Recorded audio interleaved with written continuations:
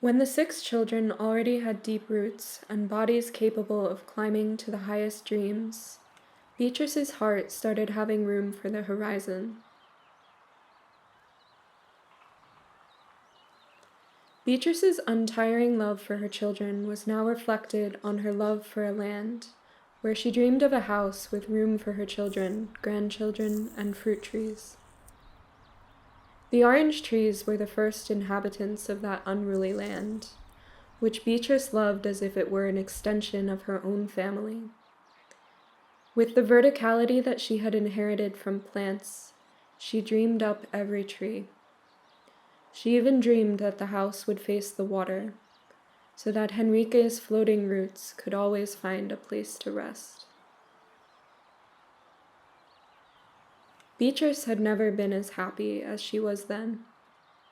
When I laid eyes on her, my bird-like body found the happiness and calm that only mothers can give.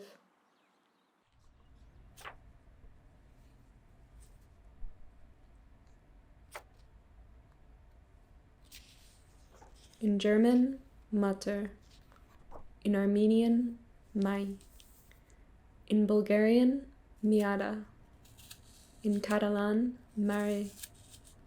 In Chinese, Muchi. In Danish, Mor. In French, Mère. In Greek, Mitera. In Hebrew, Ima. In Hindu, Mat. In English, mother. In Latin, mater. In Thai, mai. In Portuguese, mai.